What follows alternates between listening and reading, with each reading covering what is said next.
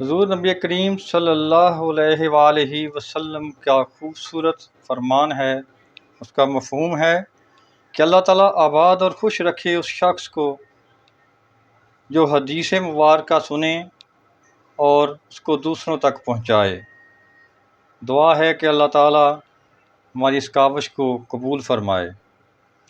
حضرت ابو سعید خدری رضی اللہ تعالیٰ عنہ نے حدیث بیان کی کہ حضرت اسید بن حضیر رضی اللہ تعالیٰ عنہ ایک رات اپنے باڑے میں کرت کر رہے تھے کہ اچانک ان کا گھوڑا بدکنے لگا۔ انہوں نے پھر پڑھا، وہ دوبارہ بدکا، پھر پڑھا، وہ پھر بدکا۔ اسید رضی اللہ تعالیٰ عنہ نے کہا، مجھے خوف پیدا ہوا کہ وہ میرے بیٹے یحییٰ کو رونت نہ ڈالے۔ میں اٹھ کر تو اچانک چھتری جیسی کوئی چیز میرے سر پر تھی، اس میں کچھ چراغوں جیسا تھا، وہ فضا میں بلند ہو گئی حتیٰ کہ مجھے نظر آنا بند ہو گئی، اور کہا کہ میں صبح کو رسول اللہ صلی اللہ علیہ وآلہ وسلم کے پاس گیا اور عرض کی، اے اللہ کے رسول صلی اللہ علیہ وآلہ وسلم، اس اسنا میں کہ کل میں آدھی رات کے وقت اپنے باڑے میں کرت کر رہا تھا کہ اچانک میرا گھوڑا بدکنے لگا۔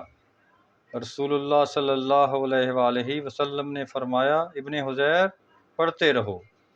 میں نے عرض کی، میں پڑھتا رہا، پھر اس نے دوبارہ اچھل کود کی۔ رسول اللہ صلی اللہ علیہ وآلہ وسلم نے فرمایا، ابن حضیر پڑھتے رہو۔ میں نے کہا، میں نے قرأت جاری رکھی، اس نے پھر بدک کر چکر لگانے شروع کر دیے۔ رسول اللہ صلی اللہ علیہ وآلہ وسلم نے فرمایا، ابن حضیر پڑھتے رہو۔ میں نے کہا، پھر میں نے چھوڑ دیا۔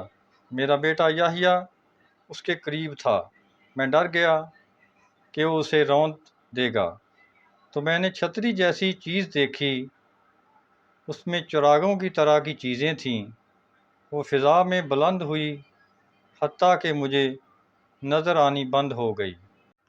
اس پر رسول اللہ صلی اللہ علیہ وآلہ وسلم نے فرمایا، وہ فرشتے تھے جو تمہاری قرأت سن رہے تھے، اور اگر تم پڑھتے رہتے تو لوگ صبح ان کو دیکھ لیتے، وہ ان سے اوجھل نہ ہوتے۔